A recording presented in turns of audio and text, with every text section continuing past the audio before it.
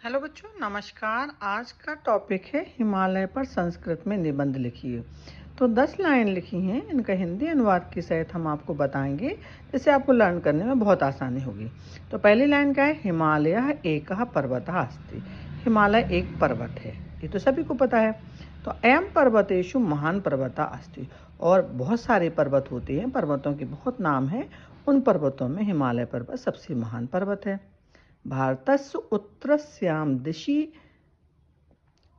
और एक धीराजा हिमालय तिष्ठति, और भारत की उत्तर दिशा में, ठीक है, ये नगाधिराजा ना, मुझे समझ नहीं आ रहा था थोड़ा, ठीक है, नगाधिराजा हिमालय तिष्ठति। भारत की उत्तर दिशा में नग आदि मतलब पहाड़ों के राजा हिमालय है।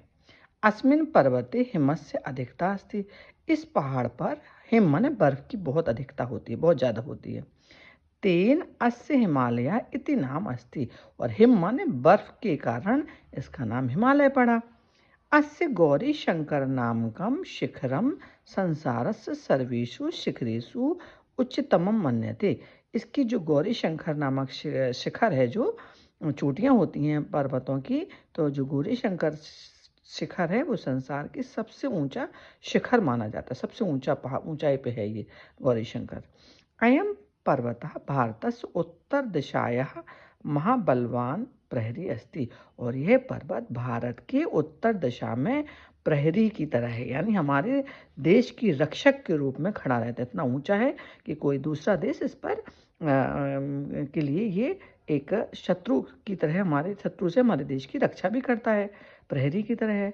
अत्र नाना विधा वनस्पतियाँ विविधानि फलानि च उपलब्ध, और यहाँ पर विभिन्न प्रकार की वनस्पतियाँ भी उपलब्ध हैं। जैसे कभी कभी आपने देखा होगा कि जब रामायण में लिखा है कि लक्ष्मण जी को वो पढ़ रही थी, उनको क्या कहते हैं, शक्ति लगी थी मेघनाथ के द्वारा, तब पहाड़ पे से ही जाकर वनस्पति ही लाकर हनुमान जी लाए थे, और उस वनस्पति को सुंघाने से, उसका उपयोग करने से ही उनको वो होश में आए थे। ऐसी आपने अगर रामायण पढ़ा हो, आप हिंदू धर्म से संबंधित हैं, तो आपको ये जानकारी होगी।